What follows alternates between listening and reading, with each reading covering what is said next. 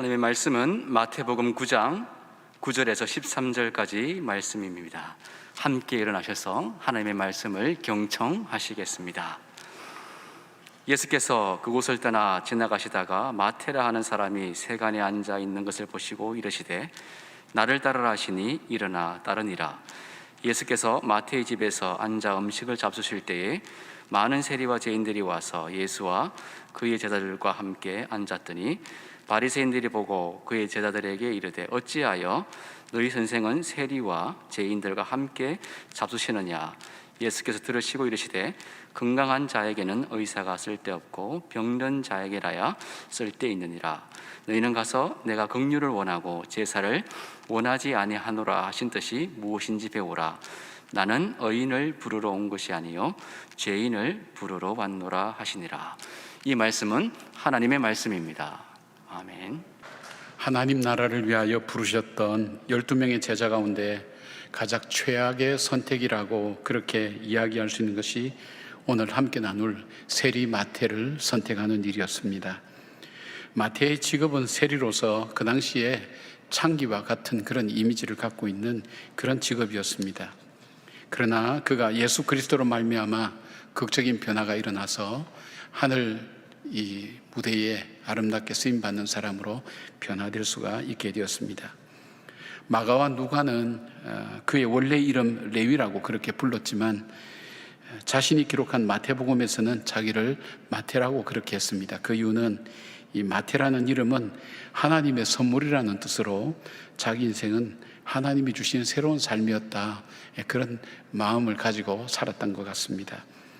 왜 이 악명 높은 제자를 예수님께서 왜 부르셨을까요? 그에게 왜 소명을 주셨을까요? 오히려 이 사람을 부름으로 인해서 예수님의 사역에 방해가 될 수도 있겠고, 영혼도 병들고 심령도 상해 있는 그를 불러서 왜 주님의 제자로 삼을 수 있었을까요? 그 이유에 대해서는 성경에 자세히 나와 있지는 않습니다. 그러나 우리가 바울의 고백을 다시 한번 생각해 본다면 우리 주님의 사랑을 여기서 우리가 다시 고백할 수가 있습니다. 고린도전서 1장 27절이 이렇게 말씀하고 있습니다. 그러나 하나님께서 세상의 미련한 것들을 택하사 지혜 있는 자들을 부끄럽게 하려 하시고 세상의 약한 것들을 택하사 강한 것들을 부끄럽게 하려 하시며 하나님께서 세상의 천한 것과 멸시받는 자들과 없는 것들을 택하사 있는 것들을 피하려 하시나니. 이 주님의 이 은혜와 사랑이 오늘 저와 여러분을 이 자리에까지 오게 하셨다는 걸 생각할 때 세리 마태를 부르신 그 은혜뿐 아니라 나 같은 죄인도 부르셨던 그 하나님 은혜가 얼만큼 크고 놀라운가 하는 것을 우리가 고백하지 않을 수가 없습니다. 그렇다면 세리 마태는 주님께 부름을 받고 그는 어떻게 살았습니까? 어떻게 살았기에 그는 하나님의 역사 무대에 크고 존귀하게 쓰임받는 사람이 될 수 있었을까요? 우리의 남은 삶도 더 귀하고 존귀하게 쓰임받도록 마태의 삶을 통해서 우리가 다시 한번 주님 앞에 마음을 다지고 믿음으로 결단하는 계기가 되기를 바랍니다. 첫 번째로 마태는 예수님을 따라가기로 결단하였던 사람이었습니다. 마태를 부르는 장면은 간단합니다. 본문 9절에 예수께서 그곳을 떠나 지나가시다가 마태라 하는 사람이 세간에 앉아있는 것을 보시고 이르시되 나를 따르라 하시니 일어나 따르니라.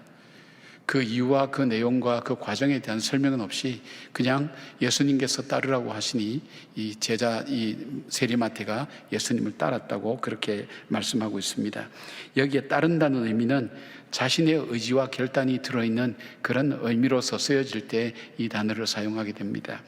즉 세상 사람들이 누가 부른다고 해서 다 따라가는 것이 아니라 따라갈 만한 이유와 따라갈 만한 의지가 있어야 따라가는 것처럼 바로 세리 마태는 예수님께서 부르실 때 자기 의지로 예수님을 따라가겠다고 결단하고 주님을 따라 나섰던 사람입니다.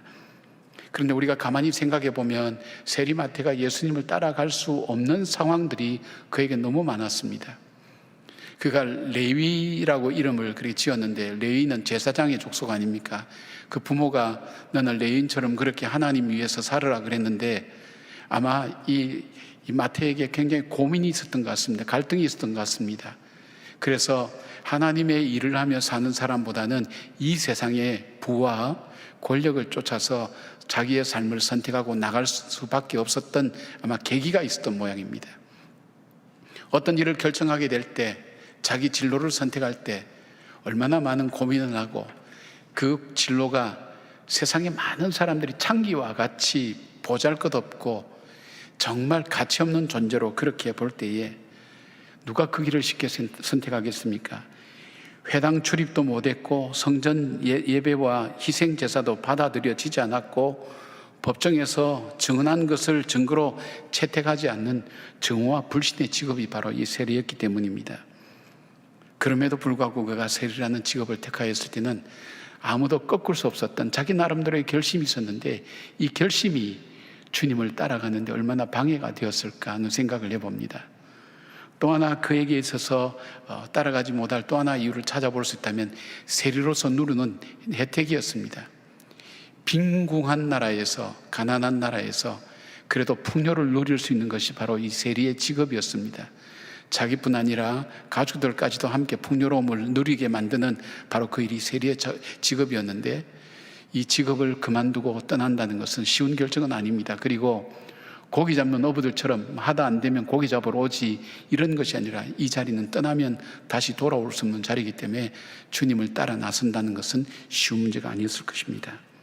아마 그 중에서도 가장 힘든 것이 이것이 아니겠습니까? 내가 예수님을 따라갈 때 뭔가 유익이 되고 도움이 돼야 되는데, 지금 내가 세리라는 이 직업은 예수님에게 오히려 누를 끼치는 직업이고, 예수님을 따라가 봐야 자기가 할 수 있는 것이 아무것도 없다는 것, 나는 따라가도 할 수 있는 것이 아무것도 소용이 없다고 생각할 때, 자기가 가치가 없다는 것을 느꼈을 때만큼 쉽게 따라가게 될까요? 그럼에도 불구하고 이 세리 마태는 예수님을 따라 나섰습니다. 그 이유에 대해서는 성경에 자세히 설명하지는 않습니다. 그러나 앞뒤에 있는 내용으로 볼 때에 아마 앞에 중풍병자가 그 중풍병이 낫고, 그리고 그 사람 죄가 사함을 받는다는 어떤 그런 내용들이 자기 귀에 들려지고, 또 자기와 함께한 친구들이 예수 그리스도께서 메시아라는 그런 소식들이 그의 마음을 아마 조금씩 아마 두들겼던 것 같습니다. 그럴 때 예수님께서 부를 때 그가 선뜻 나설 수가 있게 되었던 것입니다. 더 이상 그는 이렇게 살아서는 안 되겠다는 생각을 하고 있던 차에 아마 예수님을 부르시지 않았나 하는 생각을 하게 됩니다.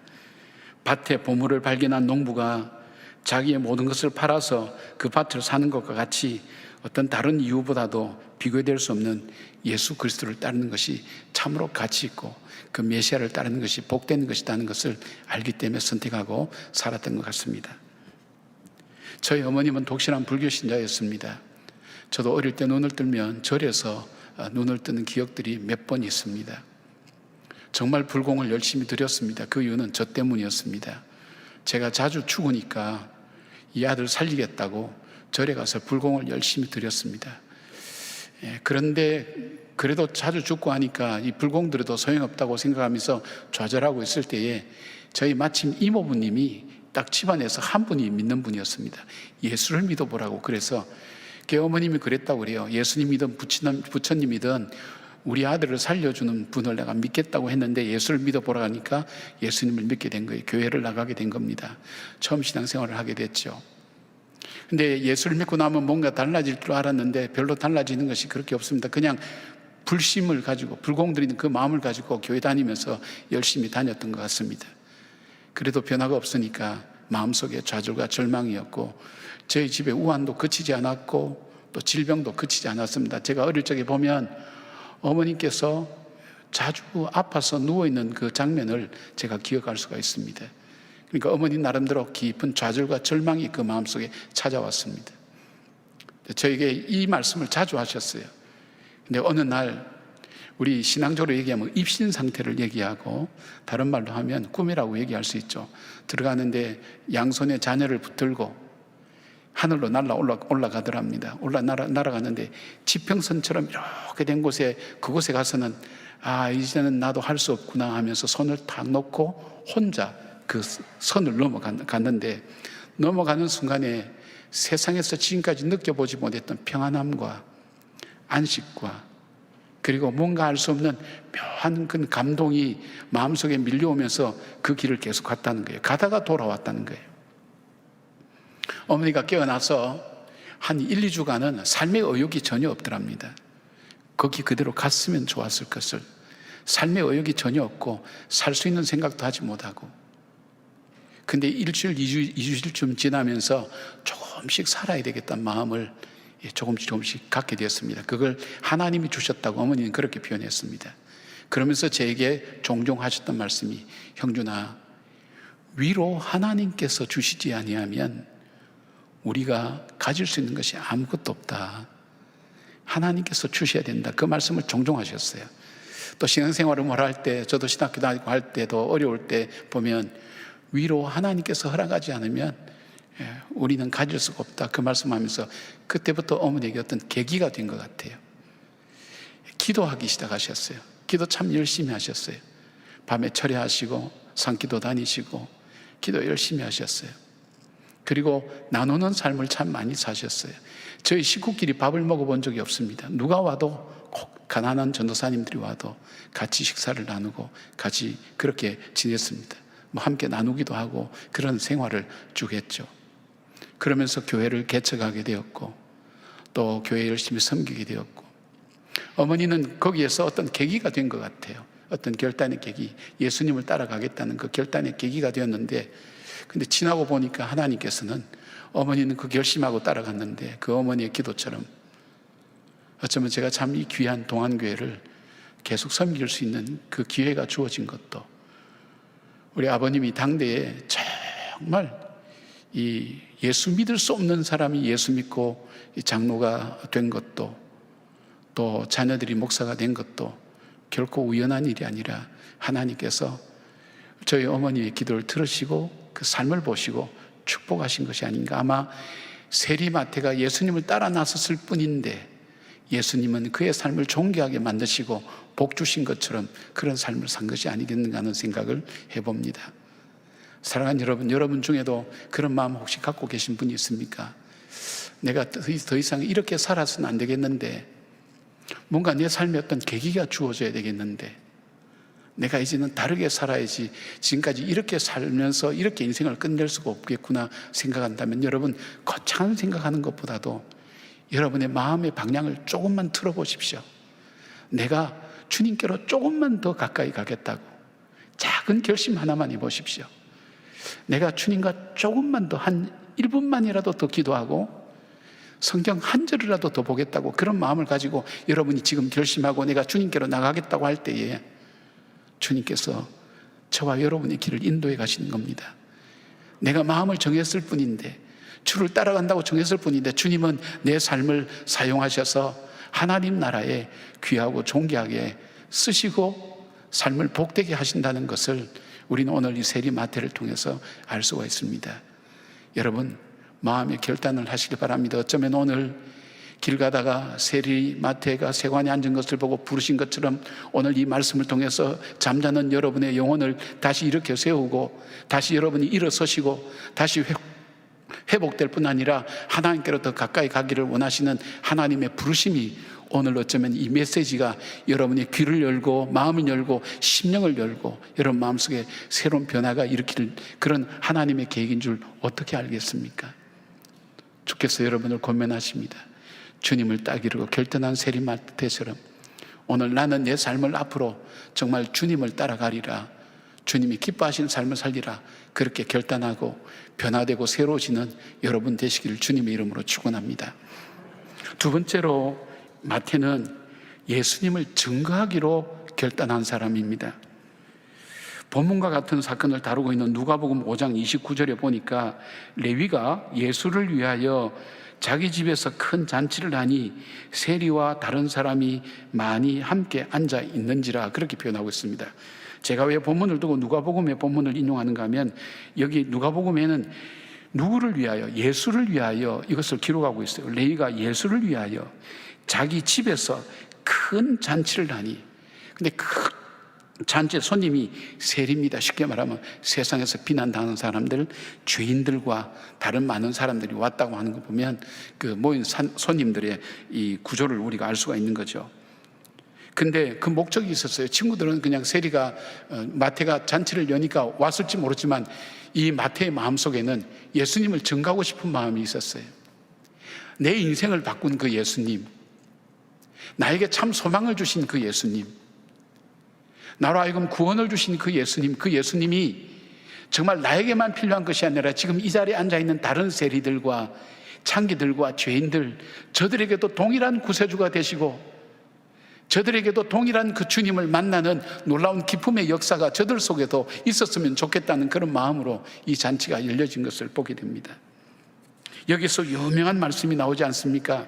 예수님께서 하신 말씀 누가복음 5장 31절부터 32절, 예수께서 대답하여 이르시되 건강한 자에게는 의사가 쓸데없고 병든 자에게라야 쓸데있나니 내가 의인을 부르러 온 것이 아니요 죄인을 불러 회개시키러 왔노라.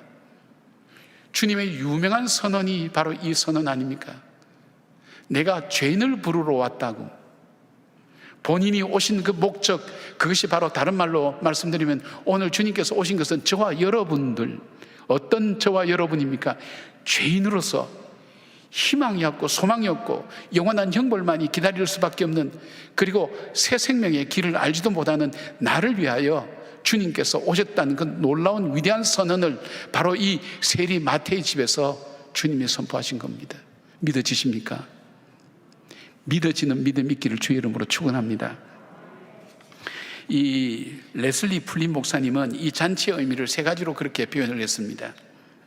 먼저 축하의 의미가 있다는 것입니다. 이 잔치는 새로운 삶의 출발로 이전에 불행하고 어려웠던 과거는 지나가고 예수 그리스도와 함께 영적인 신부가 되어서 주님과 결혼해서 새로운 생활, 새로운 삶이 이제 시작된다는 그 축하와 축복의 개념이 바로 이 잔치 속에 들어있다는 것입니다.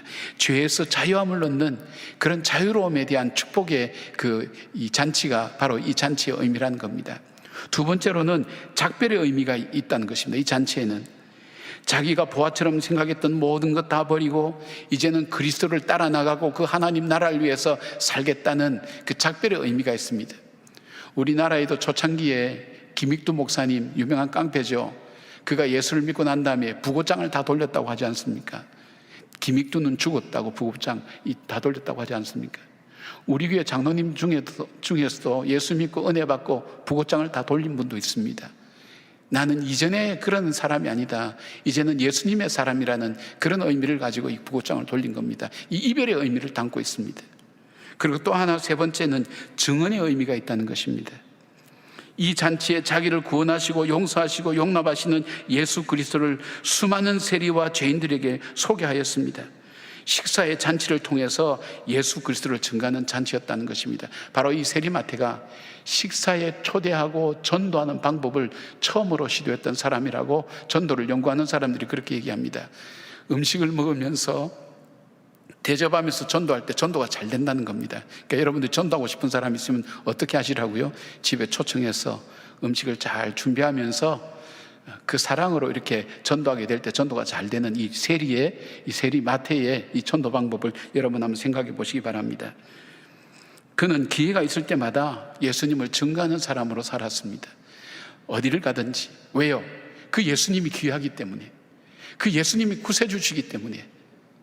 나만의 그 예수님이 아니라 정말 나와 같은 죄인, 저 사람에게도, 아직 알지 못한 저 사람에게도 이 예수님이 구세주가 되기를 원하는 간절한 안타까운 마음이 그로 하여금 복음을 전하게 했고, 그의 삶은 순교로 그의 모든 것을 다 바쳐서 예수님을 증거하는데, 증언하는데 사용했다는 것입니다. 사랑하는 여러분, 여러분은 무엇을 이렇게 드러내고 증거하고 싶습니까? 요즘 우리 할머니, 할아버지들 핸드폰 보면 거의 다 손자, 손녀 사진들이 다 들어가 있더라고요.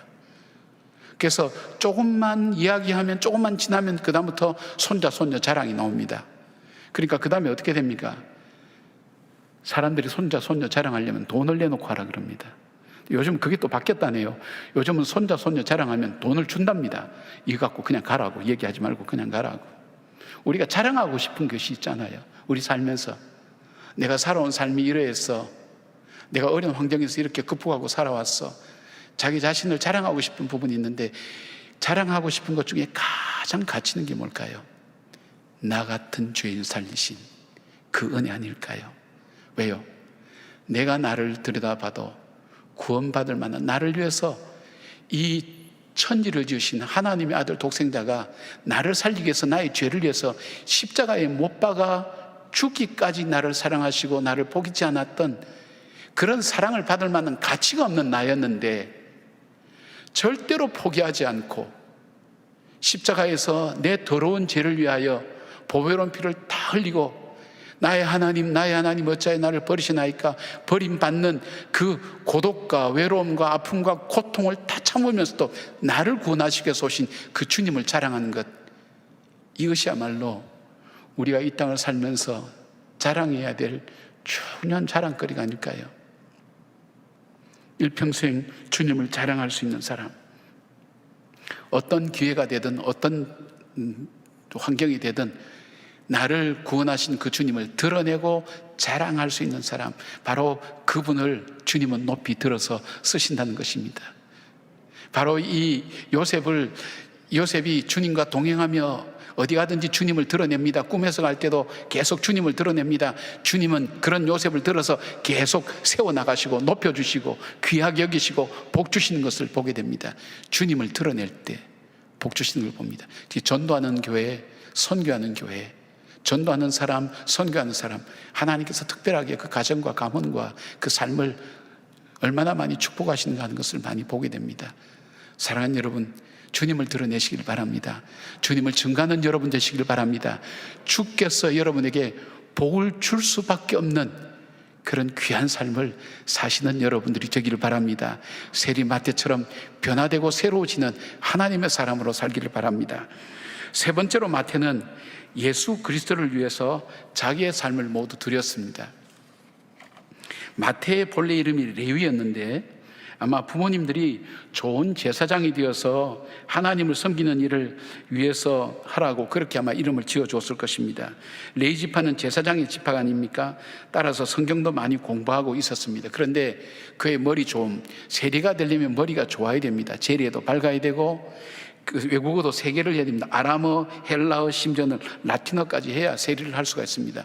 머리도 좋고 계산도 잘하고 정리도 잘하고 글도 잘 적고 자기의 모든 지혜와 총명과 자기가 가진 실력과 이 모든 것들이 누구를 위해서 살았습니까? 자기를 위해서 살았습니다. 세상의 돈을 위해서 살았습니다. 권력을 위해서 살았습니다.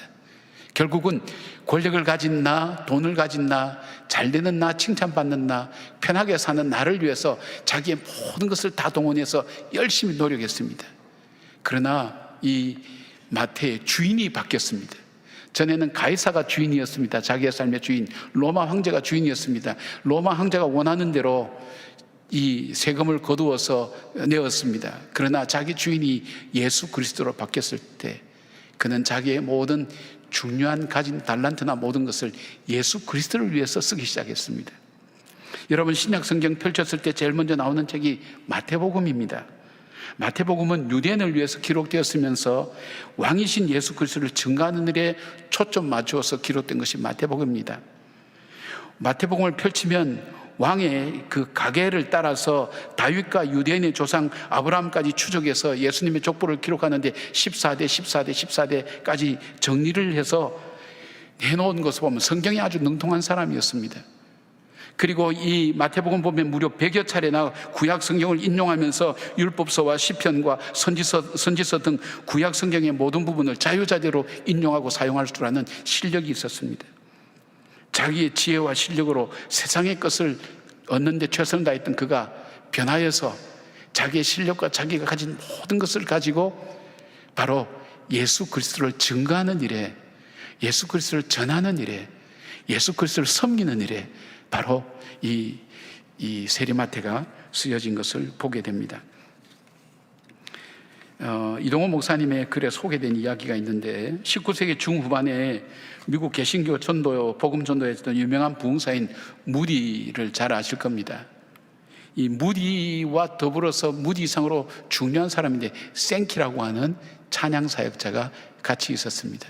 이 생키는 원래 이 세무사라고 그렇게 얘기합니다. 그는 세무국의 최고 책임자까지 되었습니다.